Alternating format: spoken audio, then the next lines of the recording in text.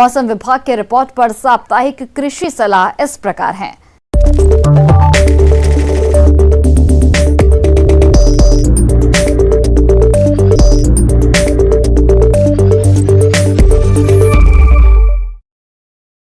इंदिरा गांधी कृषि विश्वविद्यालय रायपुर एवं संचालनालय कृषि छत्तीसगढ़ रायपुर द्वारा भेजे गए मौसम पूर्वानुमान रिपोर्ट के आधार पर छत्तीसगढ़ के किसानों को सलाह दी जाती है कि छत्तीसगढ़ के अधिकांश स्थानों में हल्के से मध्यम बादल छाए रहने की संभावना है। इस दौरान हवा में 60 से 85% नमी रहने की संभावना है। मैदानी क्षेत्रों में अधिकतम तापमान लगभग 27 डिग्री सेल्सियस से 31 डिग्री सेल्सियस और न्यूनतम तापमान 7 से 14 डिग्री सेल्सियस के बीच दर्ज किए जाने की संभावना है। आने वाले दिनों में हवा विभिन्न दिशाओं से चलने की संभावना है। इसकी गति लगभग 2 से 4 किलोमीटर प्रति घंटा रहने की संभावना है।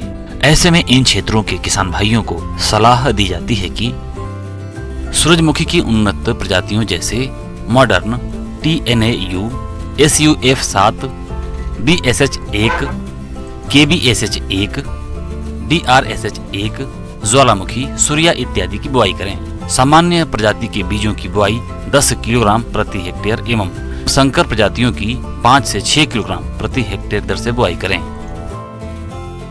किसान भाई गेहूं की शीघ्र पकने वाली प्रजातियों की बुआई कर लें। इसके पश्चात बुआई करने पर बीज की मात्रा 25% तक बढ़ा दें। देर से बुआई के लिए 125 से 150 किलोग्राम बीज प्रति हेक्टेयर दर से उपयोग करें। पहली सिंचाई बोने के 20 से 25 दिनों में शीर्ष जड़ प्रवर्तन की अवस्था में करनी चाहिए। समय से बोई गई चने की फसल जब 15 से 20 सेंटीमीटर की हो जाए या 35 से 40 दिनों की होने पर खुटाई अवश्य करें।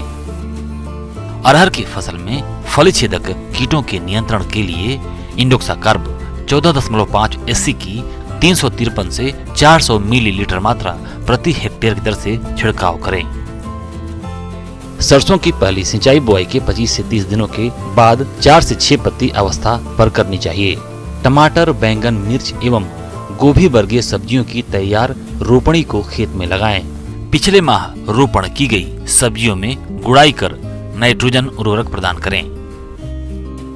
अधिक ठंड की अवस्था में भिंडी में पित्त सिरा रोग की समस्या आती है, अतः दैहिक कीटनाशी का छिड़काव करना आवश्यक है।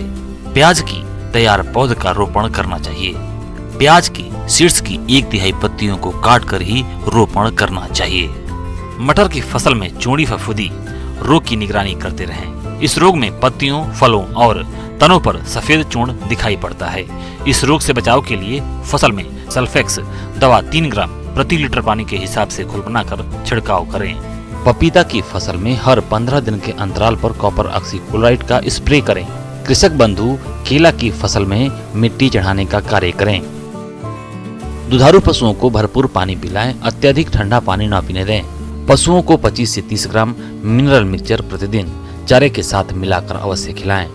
दुधारू गायों एवं भैंसों को थनैला रोग से बचाव के लिए पूर्ण दूध दोहन करें एवं दोहन के पश्चात आयन एवं थन को जीवाणुनाशक घोल से धो दें। तापमान में होने वाली गिरावट से होने वाले प्रभाव से बचाव के लिए रात के समय मवेशियों को छत वाले बाड़े में रखें। नवजात बछड़ों, मेमनों आदि को ठंड से बचाने के लिए फर्श पर पेरा का गहरा बिछावन बिछाएं। पशु बाड़े एवं मुर्गियों के घर में यदि खिड़कियां न लगी हों तो ठंडी हवा से बचाव के लिए खिड़कियों पर बोरे लटकाएं।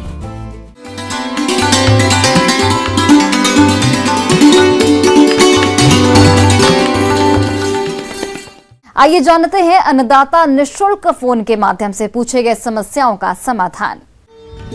अन्नदाता निःशुल्क फोन संपर्क सेवा के माध्यम से पूछे गए प्रश्नों में से आज हमने जिस प्रश्न को कार्यक्रम में शामिल किया है उसे पूछा है ग्राम मोहना, जिला ग्वालियर के कृषक रघुवीर धाकड़ ने। ये फसलों में दीमक कीट के नियंत्रण के बारे में जानकारी चाहते हैं। तो रघुवीर धाकड़ जी, आपकी जानकारी के लिए प्रस्तुत है कार्यक्रम का ये अंश।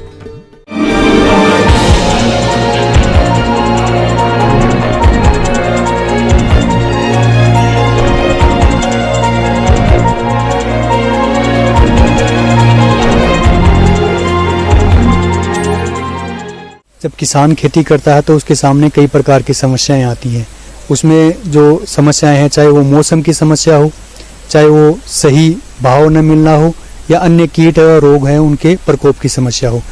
अगर हम इन फसलों की समस्याओं की बात करें तो बाजार और जो मौसम है वो किसान के नियंत्रण में नहीं होता। नियंत्रण में जो होता है वो आने वाली रोग और बीमारियां। जो बालू क्षेत्र वाले प्रदेश हैं वहाँ पे सबसे ज़्यादा जिस कीट का प्रकोप होता है, भूमिगत या भूमि जनित जिस कीट को बोलते हैं, वो है दीमक। जो पौधे होते हैं उनकी जड़ें हैं उनको काट के जो फसल है उनको नुकसान पहुंचाते हैं। दीमक पॉलीफेगस कीट होता है। यह सभी फसलों को बर्बाद करता है। भारत में फसलों को तकरीबन 45% से ज्यादा नुकसान दीमक से होता है। वैज्ञानिकों के अनुसार दीमक कई प्रकार की होती है। दीमक भूमि के अंदर बीजों, अंकुरित पौधों को चट कर जाती है। कीट जमीन में सुरंग बनाकर पौधों की जड़ों को भी खाते हैं। प्रकोप अधिक होने पर ये तने को भी खाते हैं। इसकी पहचान के लक्षण ये होते हैं कि जैसे ही दीमक प्रभावित खेत में जाते हैं तो पेचेज में जगह जगह पे आपको जो फसल है वो सूखी हुई दिखाई देगी। जब आप इस फसल को उखाड़ के देखोगे तो उनकी जड़ है वो कटी हुई मिलेगी। कई बार है वो जड़ के साथ में आपको दीमक है वो भी मिल जाएगी, या खोद के देखने पे आपको दीमक मिल जाएगी। तो दीमक उन जो खेत हैं उनमें ज़्यादा आती है जहाँ पे जो खाद प्रयुक्त किया गया है वो गला सड़ा हुआ नहीं हो। अगर किसान भाई कच्चा खाद का प्रयोग करेंगे तो उनके खेतों में वो दीमक की समस्या वो हमेशा बनी रहेगी। तो दीमक के नियंत्रण के लिए सर्वप्रथम यही है कि किसान जब भी अपने खेत में खाद डालते हैं तो खाद है वो हमेशा सड़ी गली खाद है वो होनी चाहिए, और उस गली सड़ी खाद में बेवेरिया बेसियाना नामक जो बायो कंट्रोल एजेंट आता है उसका प्रयोग करना चाहिए। उनको 100 किलो अगर खाद का प्रयोग कर रहे हैं तो 1 से 1.5 किलो बेवेरिया बेसियाना पाउडर को गुणित करके है वो अपने खेत में है वो खाद का भुरकाव करना चाहिए। इसी प्रकार किसान है वो नीम की खल का भी प्रयोग कर सकता है। नीम की खल 250 kg प्रति हेक्टेयर के हिसाब से है नीम की खल का वो प्रयोग करना चाहिए। उसके बाद में जो समेकित कीट नियंत्रण आता है उसमें है बीजोपचार।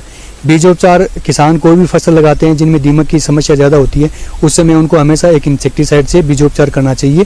पिपरोनिल 5% का 4 से 5 ml प्रति किलोग्राम के हिसाब से किसान अगर बीजोपचार करके अगर अपनी फसल बोता है तो इस कीट का प्रकोप है वो न के बराबर या नगण्य रहेगा। दीमक के रासायनिक नियंत्रण के लिए क्लोरपाइरिफास 20 किलोग्राम प्रति हेक्टेयर खेत में बुआई से पहले भुरकाव करना चाहिए। अगर फिर भी खड़ी फसल में इस कीट का प्रकोप होता है तो सिंचाई के साथ में फिप्रोनिल 4 लीटर प्रति हेक्टेयर के हिसाब से प्रयोग की जा सकती है। इसी प्रकार नीम आधारित अगर नीम ऑयल का प्रयोग कर रहे हैं तो नीम खड़ी फसल में नीम ऑयल का है वो भी प्रयोग किया जा सकता है। और हमेशा जो गली सड़ी खाद है उसका प्रयोग करके भी किसान भाई ये इस जो हानिकारक कीट है इससे बच सकते हैं। धन्यवाद।